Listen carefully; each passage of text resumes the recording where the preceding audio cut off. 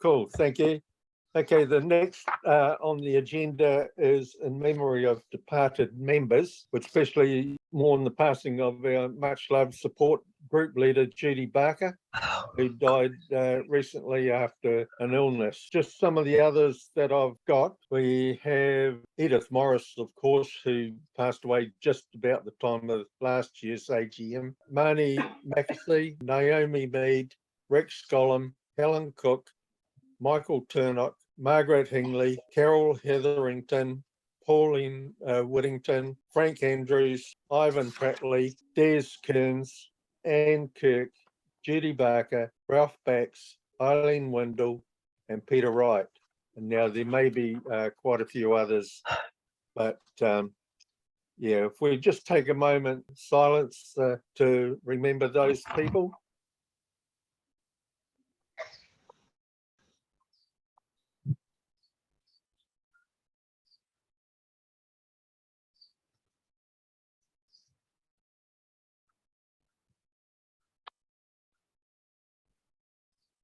Okay, thank you.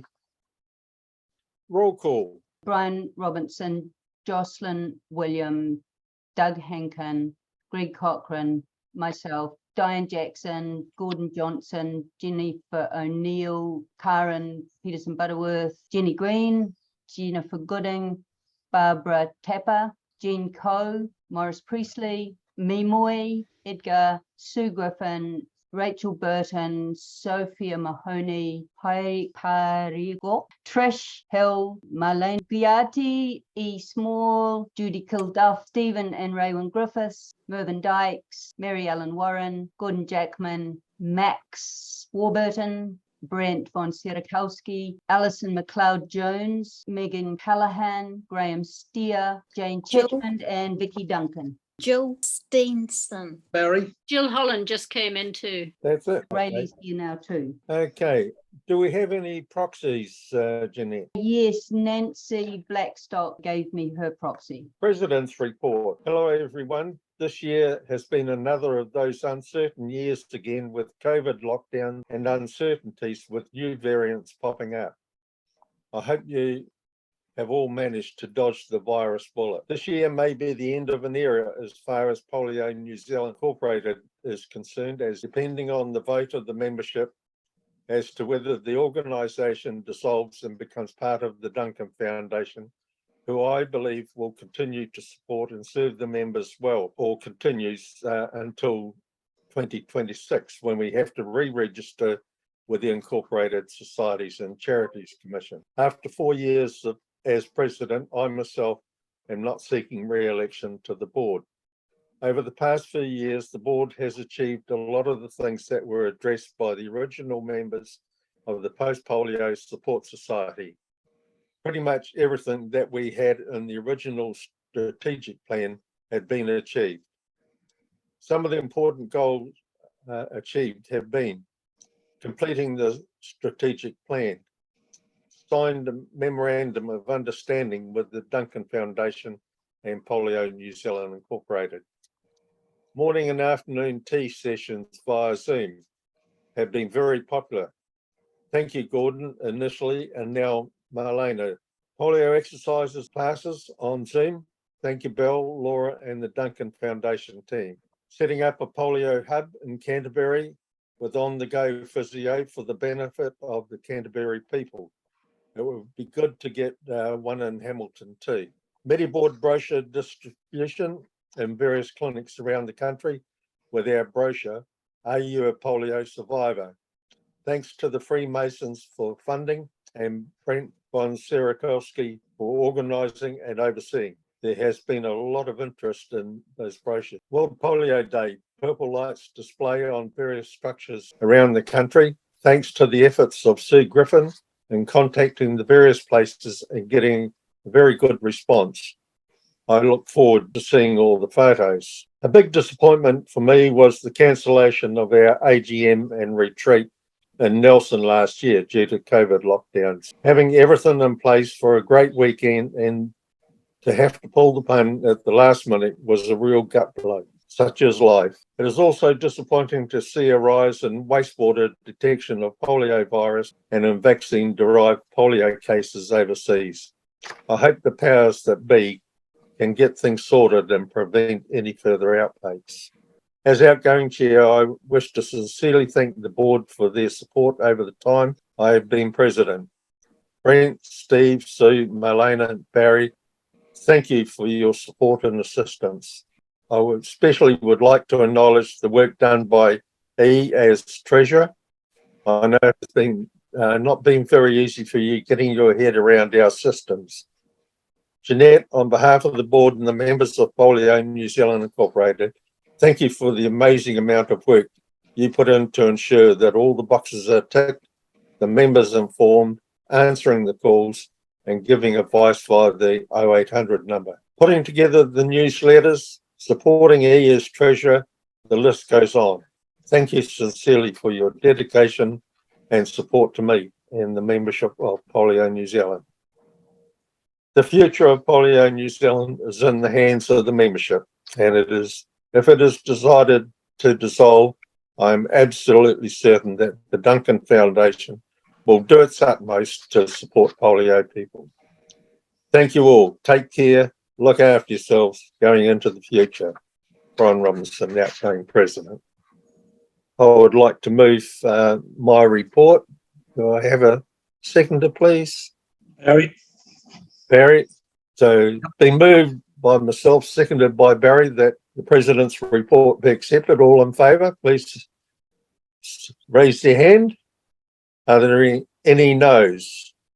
Thank you. The minutes of 2021 AGM. They were sent out with the documents. We'll just assume that everybody who is interested has read them and that only the people who were there last year actually can vote to confirm them as an accurate and true record anyway. So I think we'll just take them as read and go to the vote. Really, all that's really important with this vote is not counting the yeses, but just to see if there's any no's.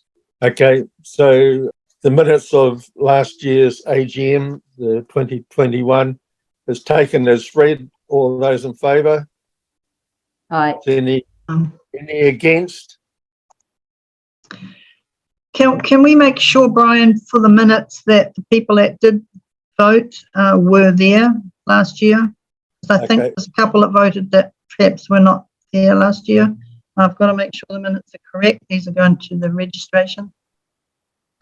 So did anybody vote that was not there last year? Okay. Okay, so there's no against. Been moved and seconded that the minutes from last year be accepted, or I've done that. Yep. Who was the seconder, please? I'll do it. Thanks, Steve. Next item is the Secretary's report. Again, that was in the AGM documents. Does anybody have any questions about the Secretary's report? I'm just assuming that you've read it. And if you haven't, you weren't that interested anyway, so it doesn't matter. No questions? Okay, I will move that my Secretary's report be accepted. I'll second it. And Jenny seconds it. And probably just an aye and a nay will be sufficient for this. All in favour, just say aye. Aye. Or against? Anyone against? Cool, carried. Next, we have the Treasurer's report. Do you want me to read, or everyone already read? No, Or you have hopefully question? everybody has read it, and if they've got any questions, they can ask. Any questions from the floor? No? So would you like to move your report? I would like to move my report. I'll second it. Everyone in favor? Just say Aye. Aye. yeah. Okay, thank you. Thank you. Any against? No. Carried.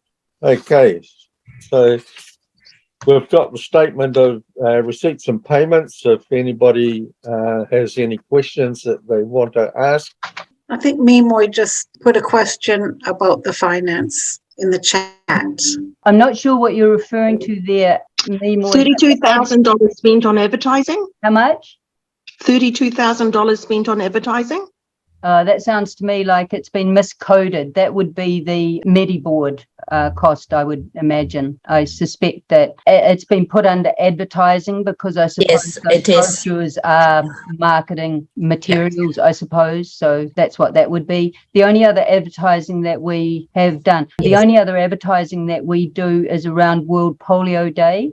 We look for media opportunities, and so we pay a publicist to help us get those opportunities for being on television or in the newspaper and things like that, particularly around about this time of year. There might be some detail in there. If you go to the pages that actually give the detail, not sure if that's in your document or not, but the full report will be uploaded within a week to the charity services, and then you can go in there and really drill down to the detail if you want to, or I can send you the full report if you just email me.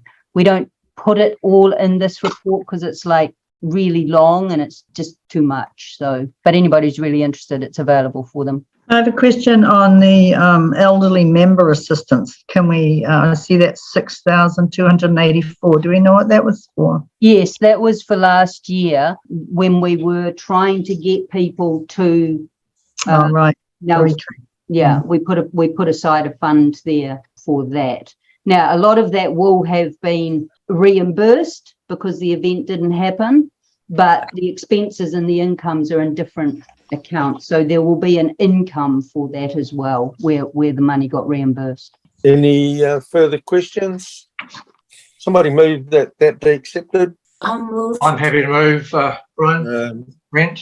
Move Mary Ellen. I'm happy to post that. Okay, it's been moved by Mary Ellen and seconded by Brent that the presentation of the annual finance report be accepted.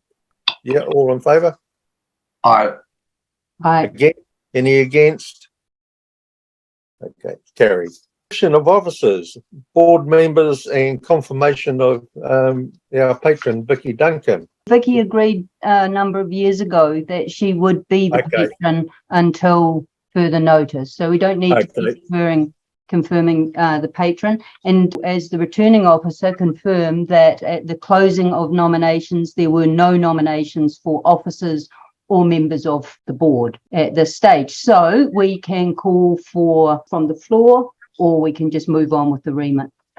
Nominations, Come on, you all want to be on the board, admit it. we had a discussion this morning, everybody wanted to be on. Yeah, absolutely. May I ask a question? Yeah, go ahead. Pat.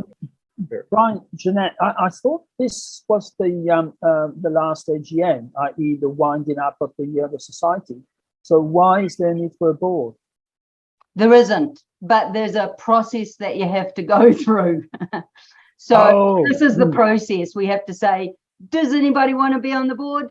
Nobody wants to be on the board. Okay, so now we have a remit to wind it up. So let's just move on with that. Okay. Does everybody know what the remit is? I'll read it out. That Polio NZ Incorporated transfers Duncan Foundation all of its funds after its outstanding costs, debts and liabilities have been met to be used by the Duncan Foundation to support the needs of people living with the late effects of polio in New Zealand. And further, after such transfer to the Duncan Foundation has taken place, that the Society may make application to the Companies Office to be dissolved and removed from the Incorporated Society's register. So the motion is that the bank signatories of President Brian Robinson, Secretary Jeanette Aldridge and Treasurer E. Small be authorised and maintained until the completion of all businesses required to dissolve the Incorporated Society. So that's the first one. Wait a minute, Brian. First of all, we have to put the motion to wind it up. Put the motion to accept the remit. And that's where we need to be really careful about the voting. I need to actually photograph the voting so we have it really confirmed what exactly was going on. So we can't hurry this bit.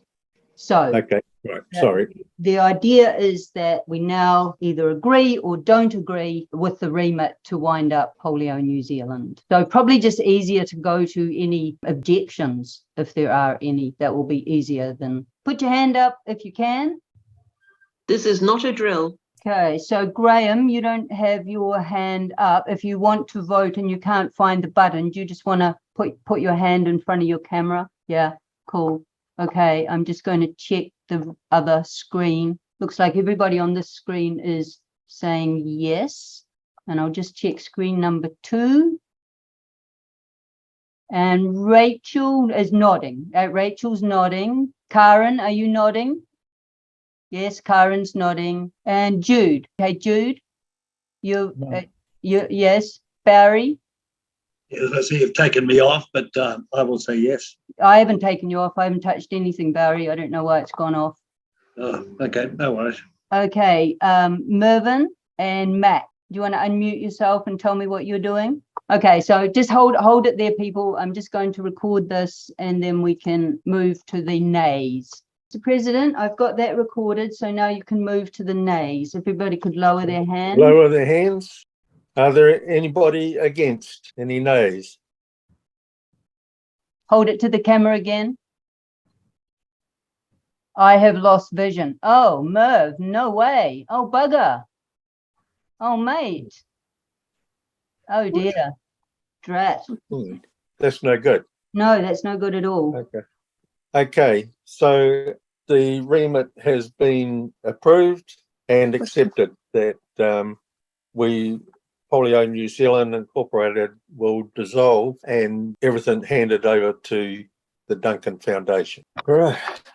Cool. So then there's just a couple of little bits of business that have to get handled, and then we can have a discussion about some things. And the business is that we need to be able to carry on, obviously, to do what has to be done to wind up the organisation. That's detailed both in clause 25 of the Constitution, and it's also part of the law. There are laws that have to be followed relative to do that. That only requires the bank signatories to do that.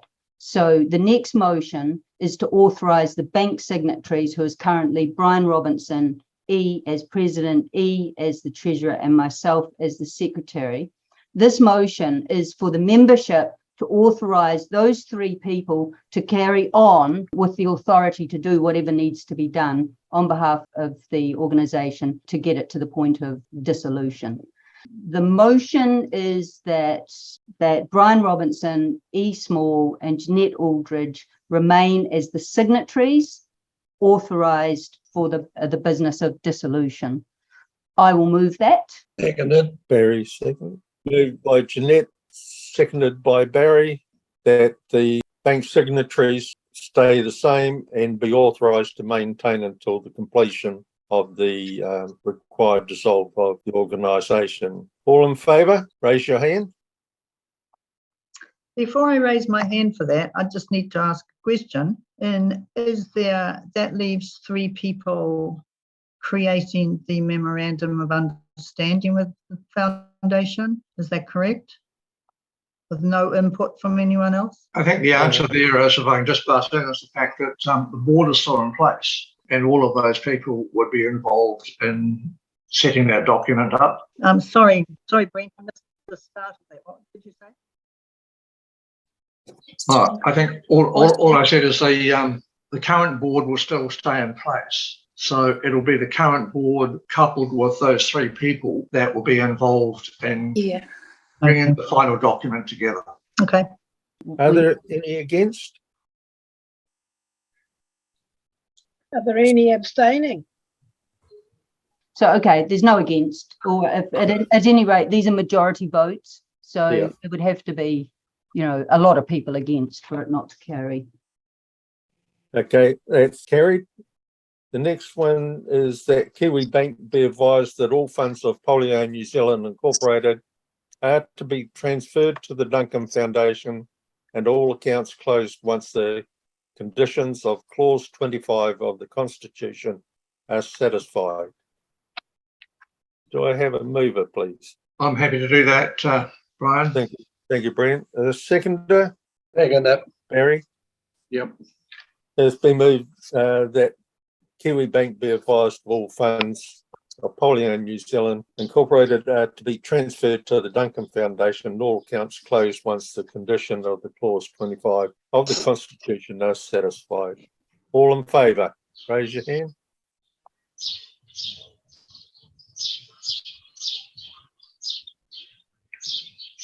Could I just I'm ask a a bit- question, Brian? Yeah, Could you just tell us what the conditions of that clause, who would decide whether those conditions have been met? Would you like me to read it, Brian? Because I've got it in front of me.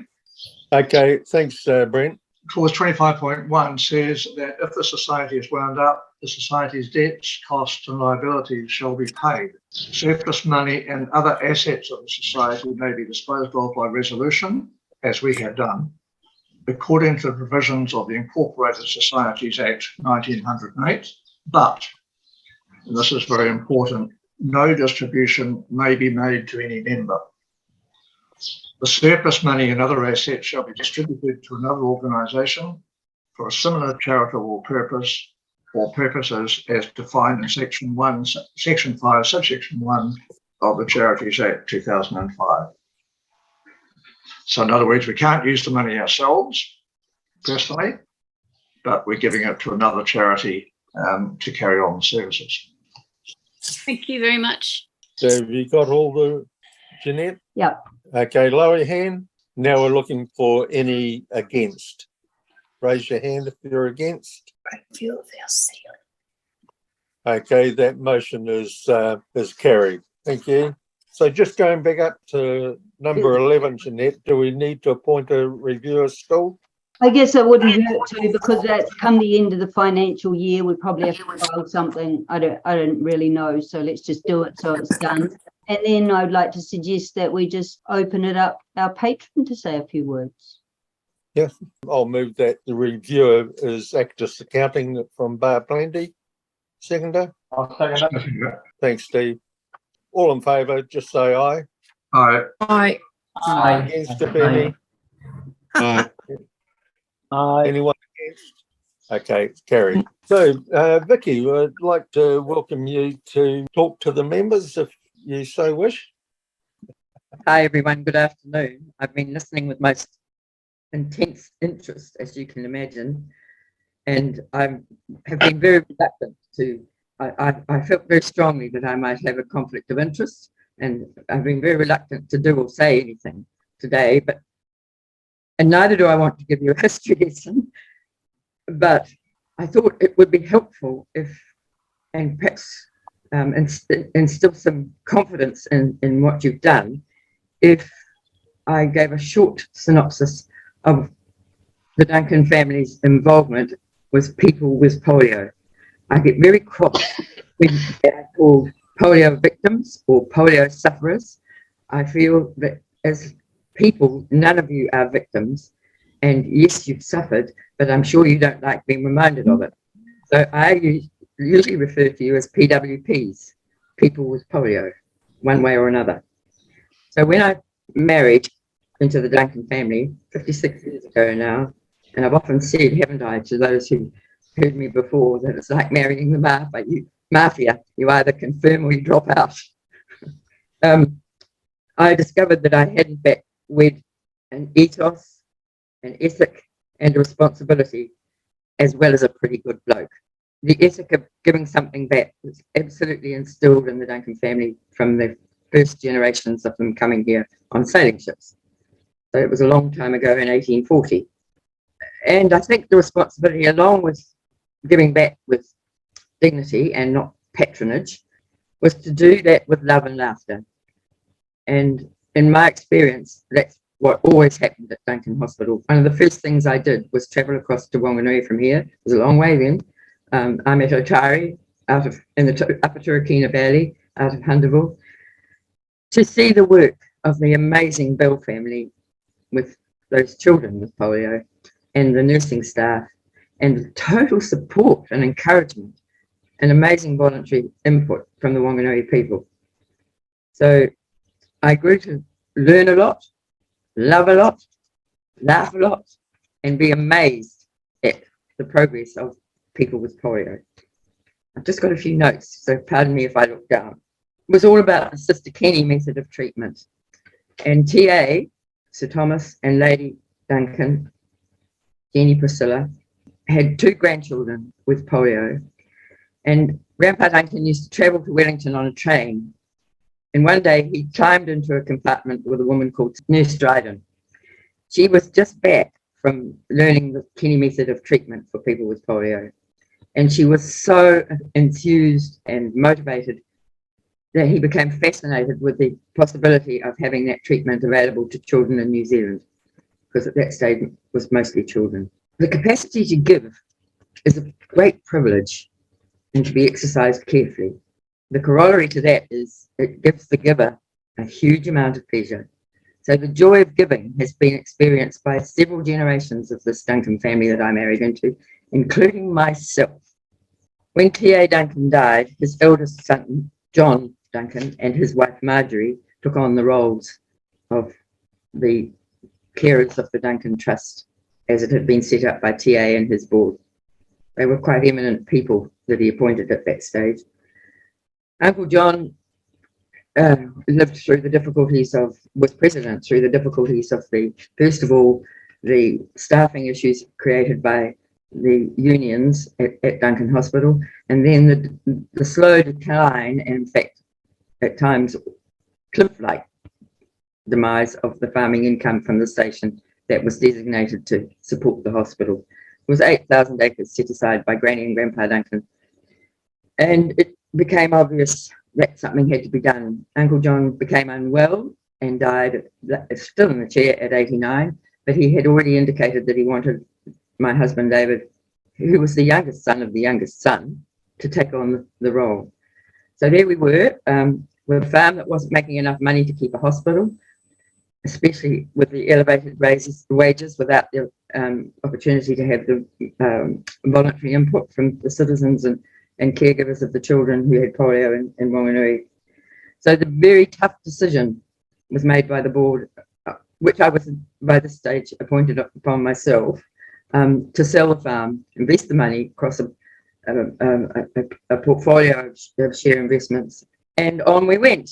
That good bloke that I married popped off on me aged 70, and you guys had given me the honour and privilege of sharing the patronage of the Polio Society with my husband. And I came to give his badge back, and you said, no, you wanted me to stay on as patron. So here I am, and I will stay here until you are successful in transferring these funds. And I am sure that my son, who then took on from the role of chairman of the Sir Thomas and Lady Duncan Trust from his father, stays on track with polio people. So that's my vow and commitment to you until you decide that you don't want me there anymore, or he decides that perhaps I might have something to contribute, which is sometimes difficult for sons to admit. So that's my vow to you. And I just want to say what an incredible bunch of people you are. Your enthusiasm and your motivation and your sense of pursuit of excellence in all that you do is so impressive. I'm getting tearful. You're amazing people. And the energy that you have committed, all of the people who've worked for Polio New Zealand, the energy and the doggedness with which you have pursued your goals. And I'm just so glad to have been able to be part of the enabling of some of those goals. So thank you. Thank you for the honour of being your patron, and blessings and good luck. That's it. Thank you very much, Vicky. We really appreciate the help that you give us through the Duncan Trust, Duncan Foundation. Without your help, a lot of us wouldn't be here where we are now and doing what we're doing. So thank you very much on behalf of all the members of Polio New Zealand. Thank you, thank you. But just one more thing, Brian. I am immensely proud that polio is now in the DNA of the Duncan family, and that our son was keen to take up the reins of the trust, and it was his idea to form the foundation, in which he is making a great success. He's also made a great success of supervising the share portfolio that was generated by the sale of the farm. He's quite good at doing that. Thank you. Thank you. Has anybody else want to say anything? I'd like to propose a vote of thanks to all the board members for what they have done, for the way they have presented this motion that we've passed, and for what they still have to do. And I know that the volunteer hours have been huge and will mount as the winding up is included. So can I have a seconder? I'll second that. Thank you. I don't think we need to move that. There wasn't any correspondence, was there, Jeanette? No. No. Okay. Sarah, is there any other business? I would like to raise a discussion, and I would like to ask Vicky to flesh out this discussion, Vicky, what we talked about the other night. We have 32 years of minute books and newsletters which contain the whole history of this organisation. We also have a lot of documentation from prior to this organisation relative to polio in New Zealand, including a master's thesis by Jean Ross called Some Aspects of Polio in New Zealand. Now, I spoke to Jean personally some years ago, and she told a fascinating story about trying to do this thesis. She said she basically camped out in the bowels of the National Archives for about 3 weeks. And at the end of it all, she became quite convinced that there has been, and this is her point of view, not necessarily mine, but she has been quite convinced that there has been a concerted effort over time to basically bury the whole polio thing at every level. As most of us know, our medical records weren't kept. Even though I've had surgery 3 times for polio, major surgery, there are no surgical records on me at the Whanganui Base Hospital where they all happened. The only record is that while I was in there at 9 years old to have surgery on my legs, I got a boil on the back of my neck and they lanced it. And I still have a massive scar back on my neck because of the way they lanced it. But the only record Whanganui Base Hospital has on Jeanette Aldridge is that I had a boil lanced. So the people who are trying to deal, including the Duncan Foundation, who are trying to deal with my condition now as it ages, have nothing to refer to relative to the history. And I know that I'm not alone. I know Dunedin Hospital has been very good at keeping their records, but most other hospitals, through all of the rearranging of the health system and the merging of hospitals and whatever else reason. And we do know that it was the government's attitude at the time that the quicker that people, the country, as we're doing now with COVID, the quicker we move on, the better.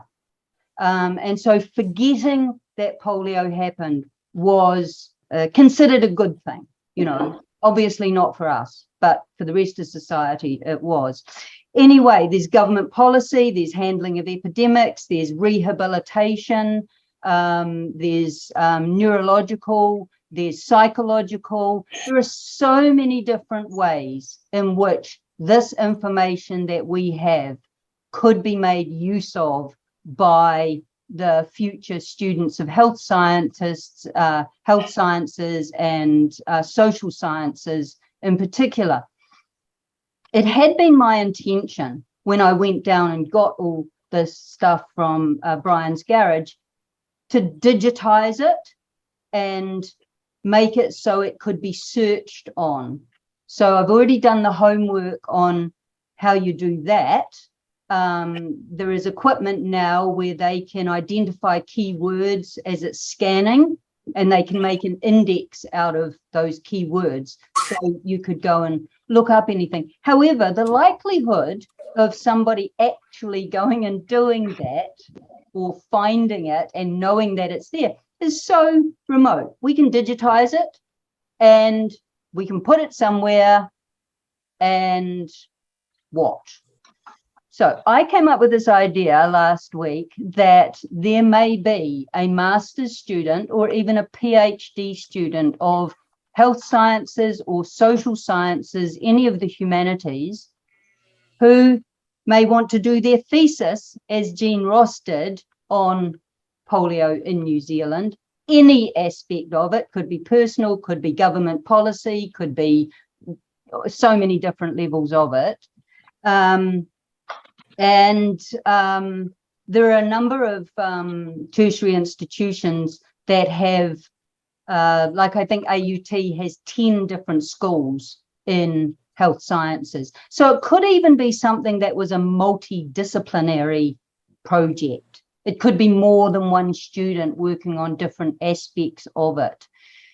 Anyway, then I mentioned my idea to Vicky, and Vicky, this is where I'll ask you to speak about the Sir Thomas and Lady Duncan Trust's relationship with the Auckland University now, and how we might move such a project forward, at least in terms of the exploration of it. Can I respond? Please do. Emeritus Professor Sir Richard Paul, head of the Brain Centre at Auckland University, is a great friend. He and his wife are great friends. And if that's what you guys want to do, I'm very happy to take the idea. He's retired, but he, of course, still has great influence. And I am going to the Chancellor's dinner, Auckland University's Chancellor's dinner, on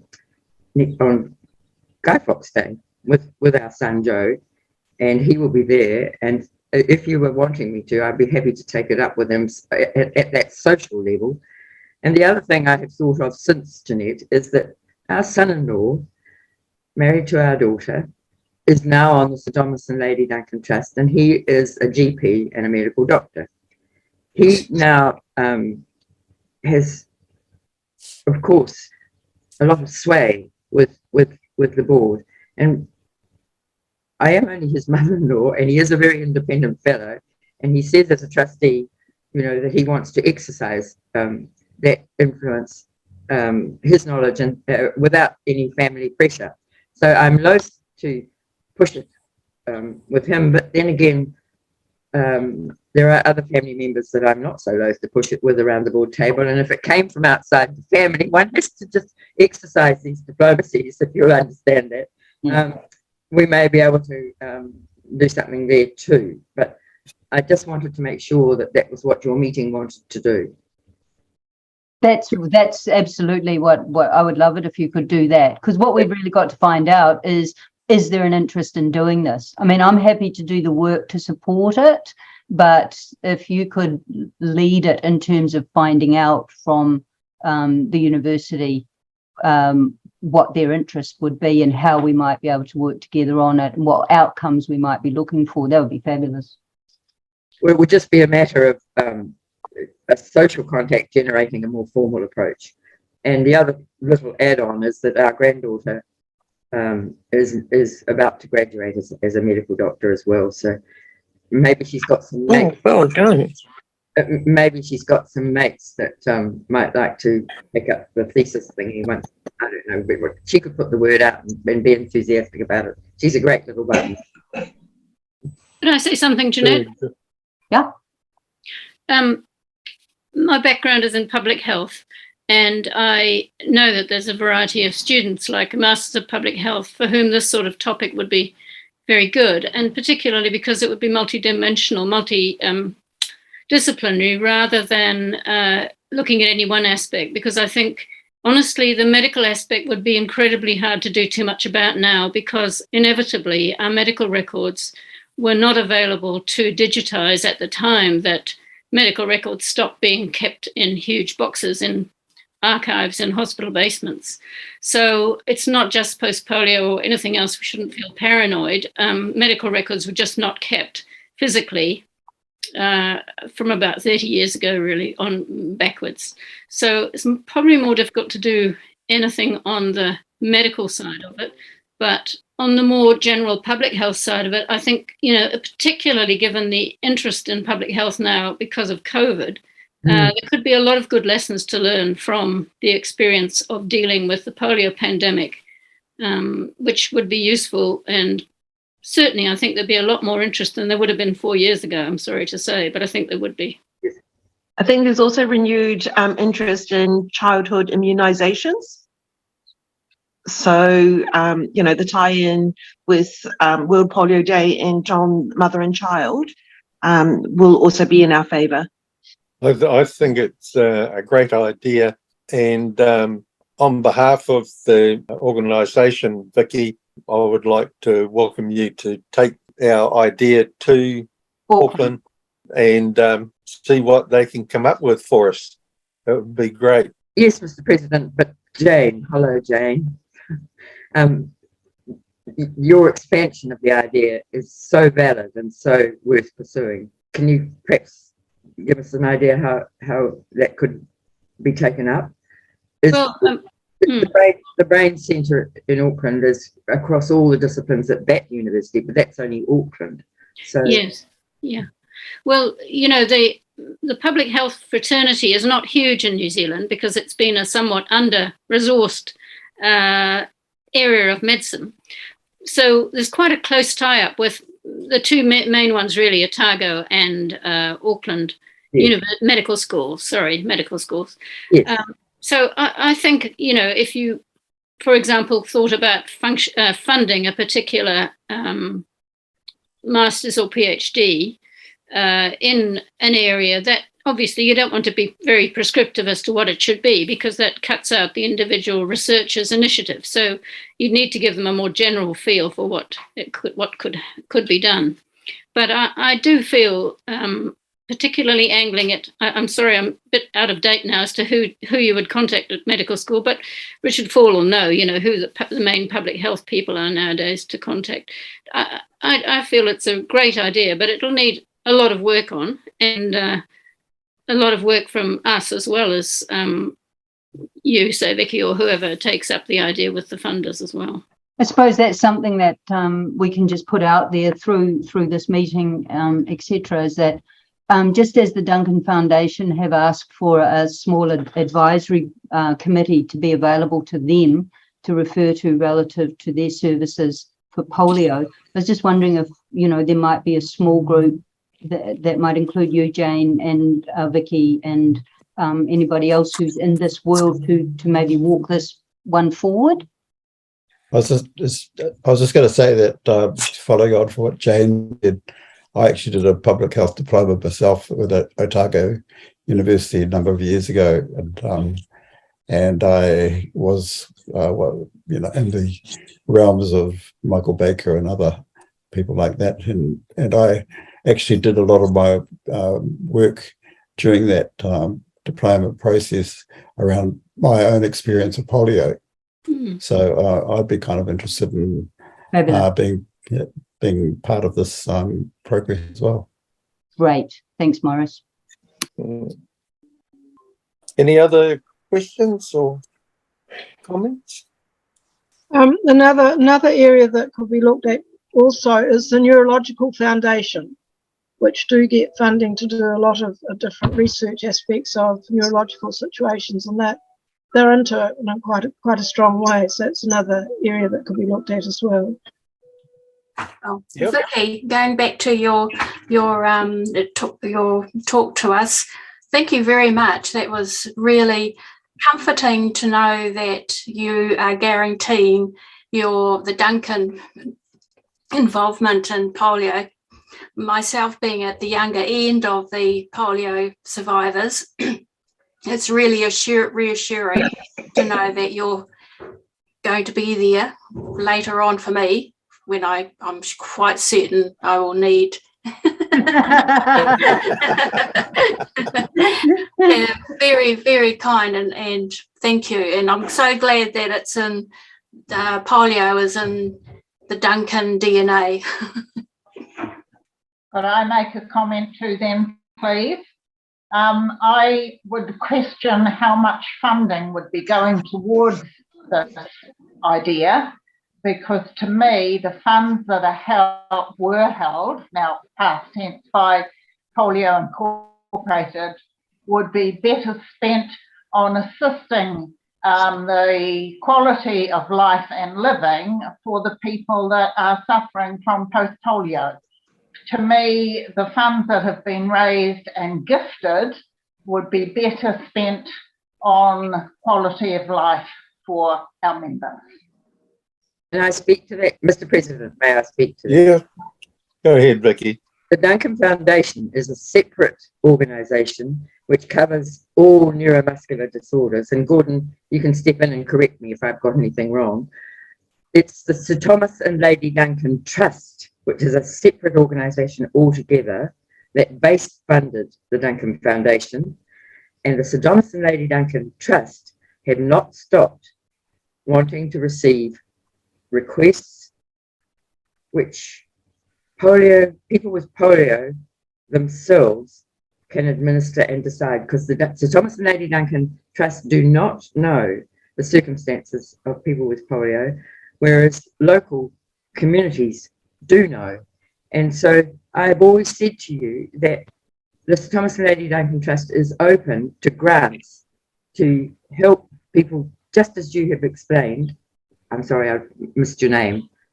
Raywin. Just as you have explained, ramps, alterations to homes to make it easier, wheelchairs.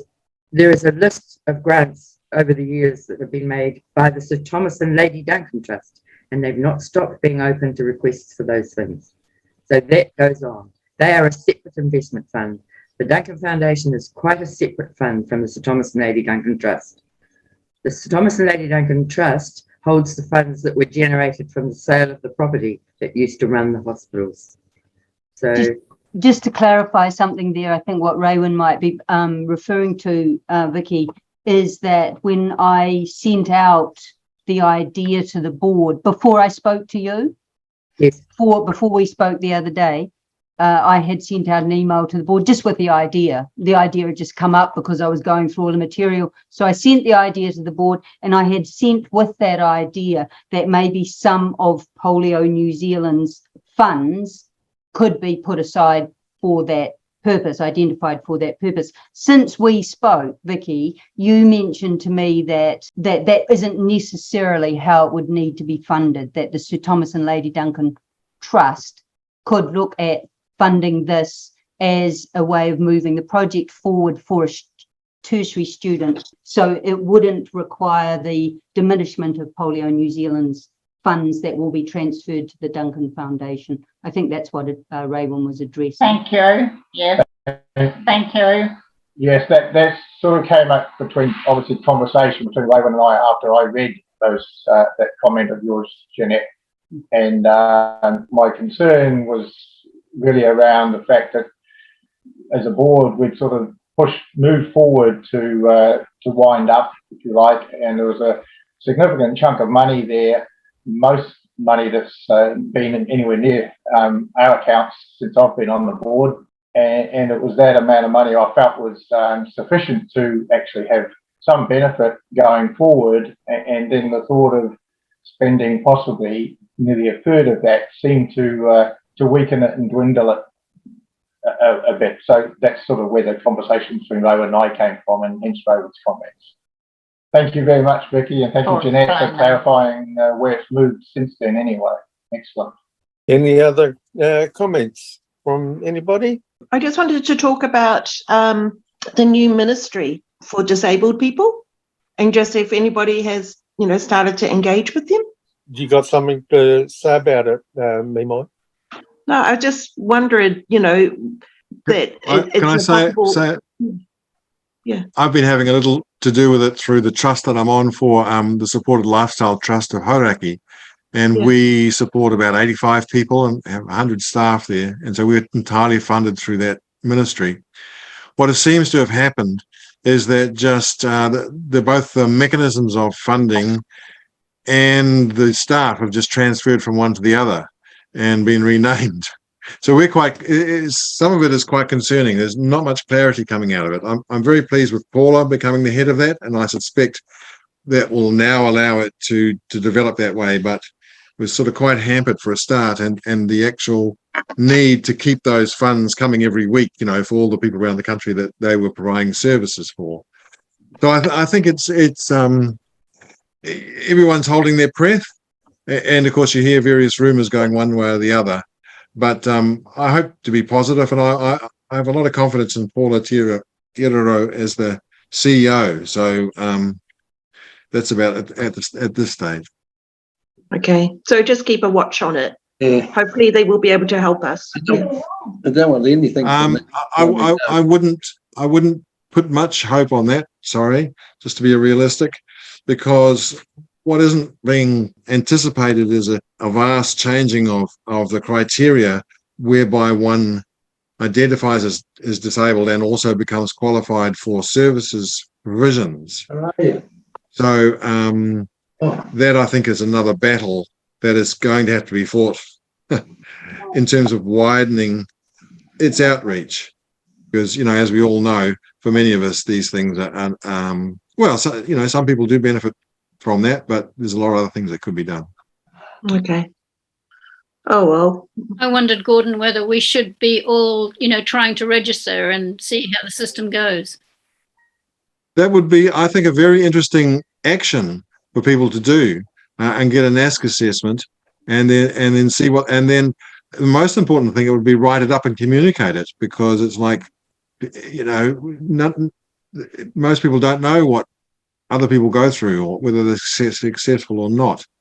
So there's all that sort of potential if people want to do that. You know, in enabling good lives, and the theory says that people, disability is basically self-defined. But when it comes to giving resources, you always have to get them over a hurdle. There's actually a medical model definition of disability. So, yeah, we've got a long way to go, I think, before we get a truly just and transparent system dealing with disability. Yeah. Meanwhile, we have the Duncan Foundation. And we do. That's why they're absolutely essential. Someone who's just joined our meeting is Jessie Snowden. So I'd like to introduce Jessie to speak to us, because Jessie has now been working with Polio's with us for probably 3 years. She's a Duncan Foundation clinician. She runs the On The Go Physio, which is her own business down in Christchurch, from which Jessie now operates the only polio hub in New Zealand. And that's where you can go. You can first of all get a Duncan Foundation assessment of your current condition. And then, thanks to Polio New Zealand funding through a bequest from one of our members in Christchurch, Alma Slack, left a considerable amount of money for people with polio in the Canterbury region. So with Alma's money, that's what we're doing. We're running the Polio Hub, and Jessie provides a menu of services. And this will keep on going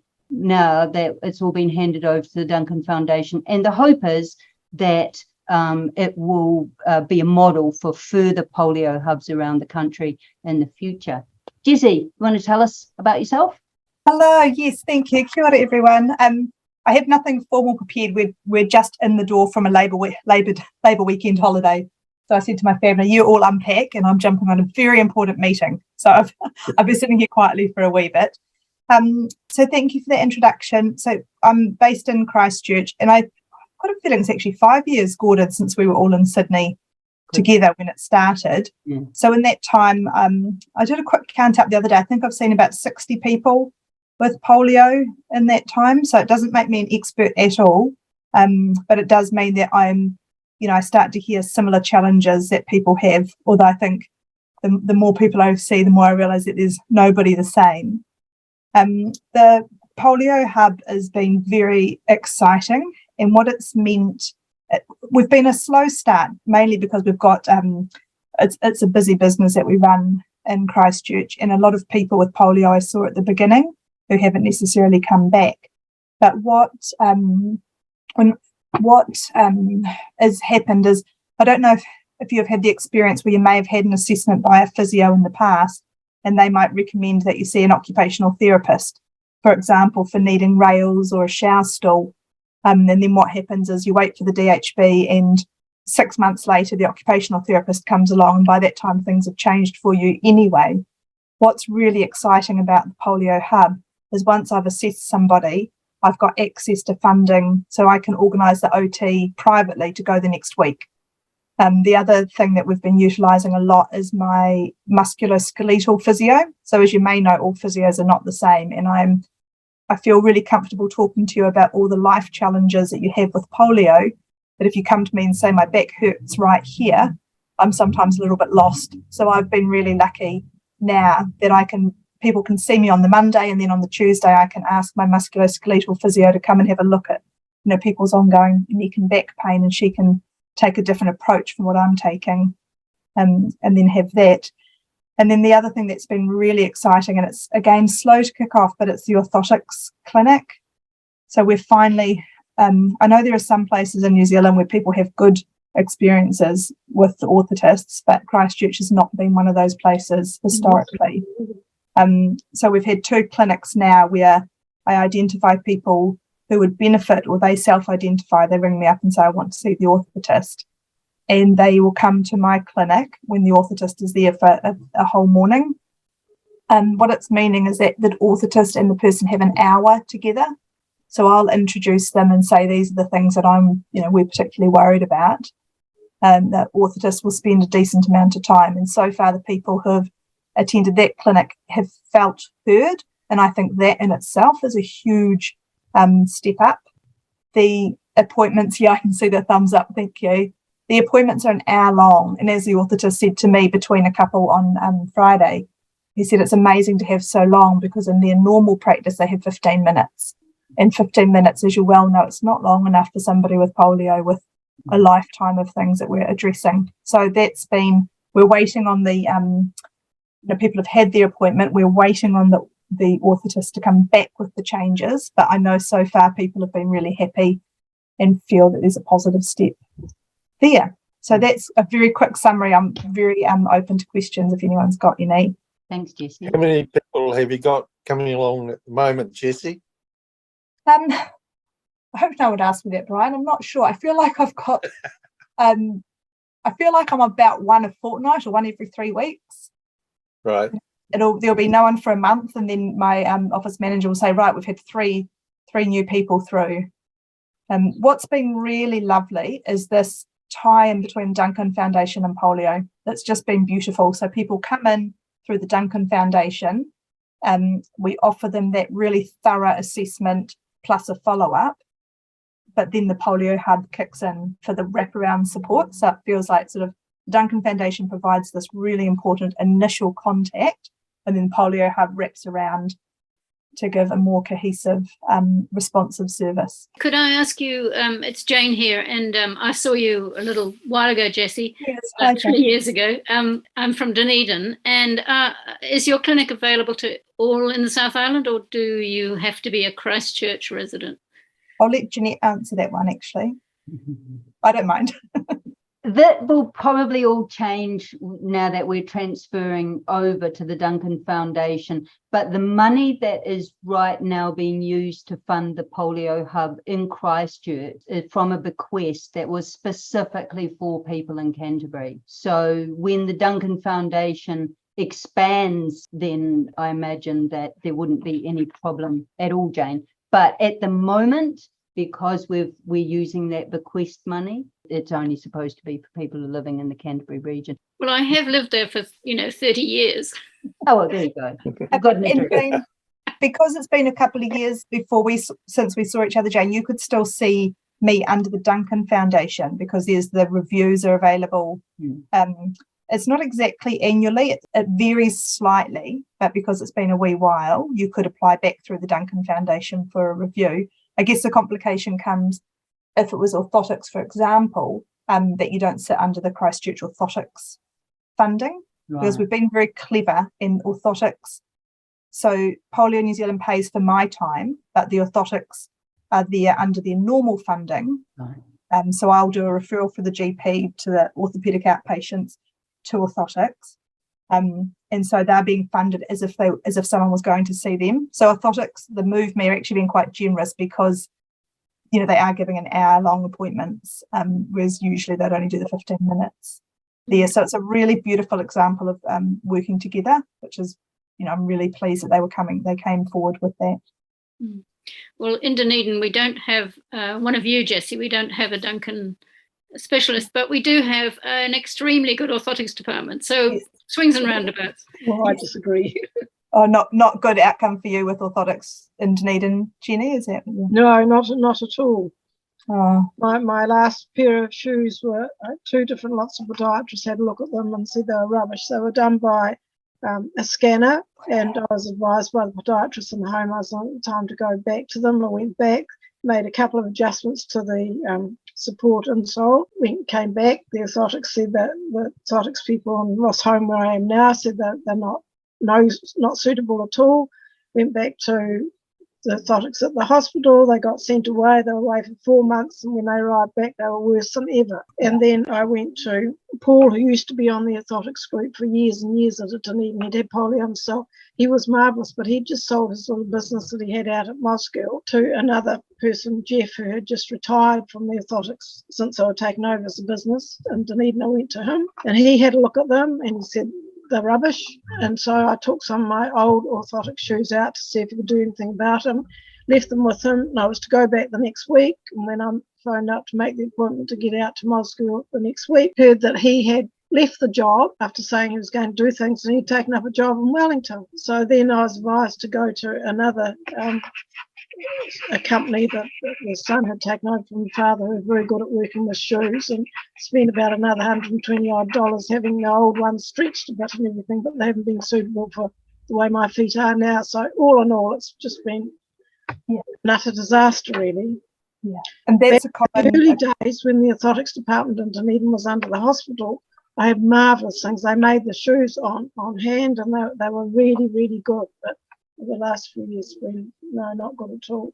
Unfortunately, I'm not wearing a spinal brace or anything now because it hasn't been a good situation for me, and I know for other people as well. I've got a friend who just recently died, and he had a built-up boot, and every time they were done in recent years at the orthotics department in Dunedin, he couldn't wear them. And again, the same story, they'd go away for weeks and weeks and weeks before they'd come back. Same with calipers and so on. Yeah. So I'm sorry, not all of us have had a good experience with the orthotic department in recent years. Cutting out people have been on their books for years and years and years, and they've just all discharged all those people. I think there was some work done previously about trying to hold orthotics a bit more accountable for some of the outcomes. The orthotist that we're working with, I don't know if it's the same throughout the country, but all their shoes have to be scanned in Christchurch and made in China. And he personally said he's no longer doing that because the weight is so horrendous for people. So what he's now recommending is buying off-the-shelf products from America, like the Dr. Comfort style shoes, and then he's adapting them locally. But on the whole, I think I know I've only had 5 years, but I think if we were going to make the biggest difference to people with polio, it would be changing the orthotics system. Years ago with the orthotics, we actually fought for not only the polios having shoes and stuff done here, but also for people with arthritis and diabetes and all sorts of things, because they were charging people $86, over $120, horrific prices. And we took two of us from the polio group in the early days, took them to task over that, and in the end they had to refund money. We had articles in the paper, on the local news, on the radio, and all sorts of things, and the Disability Act said, and they weren't obeying the Disability Act, $35 a pair of shoes or insoles and so on. It was a huge task, but we won in the end. I'd like to say something, please, before we wrap up. I just want to put a plug in for the purple light. I still need somebody to take a photo. If there's anybody in Christchurch where the art centre's been lit, Whangarei where the Canopy Bridge has been lit, Merv was going to take care of Masterton and Carterton, but I'm not sure he's going to be able. So if anyone lives in those areas and they could go down at dusk and take a photo, that would be appreciated. Also, that I will not be doing this next year, and I wish that somebody would continue to do it for us. I have it all on a template, all the letters written, all the names and addresses and emails are all now listed. So perhaps somebody else could take it over. And I also have, further to the purple thing this year, we were donated 5 bottles of purple gin that was made for us by Good George Brewery. or Good George Distillers, and they're for us to sell. So 2 of them have already been sold, and if anybody wants a lovely bottle of purple gin, please just get in touch with me. I've put it up on the Facebook, and it's a collector's item. Purple gin. They retail in the stores for $69, and their goal was for us to make some funds. I think it's sort of a moot point to be raising funds now, so we can just sort of send it on, sell them on, and I can mail them out to you, but the offer's there. And also, last of all, from me, Jeanette, I noticed we're not using our official logo that's at the registered for our society. I think we need it for the AGM. I don't quite know why we've got a different one. We don't actually have a registered logo. There is no registered logo. There's just a logo that's been used. And well, we've had a logo that we've had forever, so. Yeah, but we've been using this one for at least 2 years. Well, who decided that? Well, not really a unilateral decision, really, is it? No, and it doesn't matter now. Well, it does to me, because we're going out. If it matters to anybody else, let me know. Vicky here. With regard to the purple gin, have you sort of some publicity and running an auction on Trade Me? See what they might. I have. That was what I was given this for, but 3 have already been sold. And to be really honest, Vicky, I've just got no energy left. I've got a huge amount of things that I've got to do, and to be honest, I just can't deal with it at the moment. I've got 2 exams coming up from full-time study that I'm doing, and I just honestly feel like I just can't commit to it at the moment. So if anyone wants to buy them, 3 are gone already. There's only 2 more to go. So, it's still going to raise a bit of funds.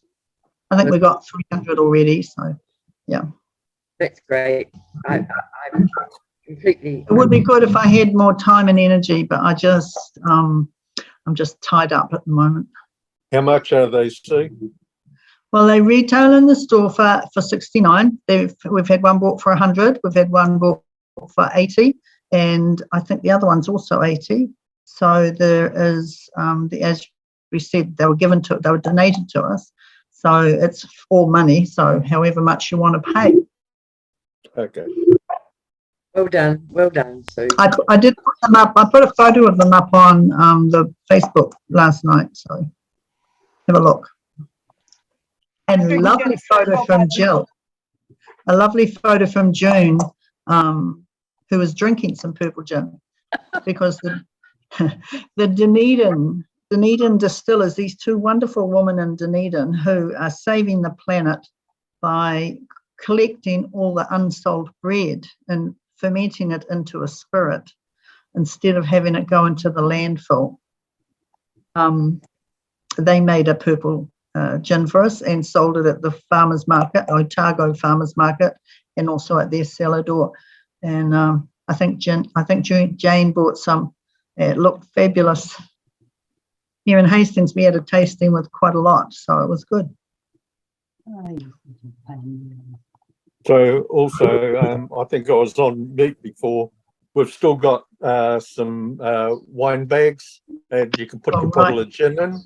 And we've also still got some T-shirts. So if anybody wants anything, just drop me a line, president@polio.org.nz. Put it up on the Facebook again, Brian. Yeah, I will.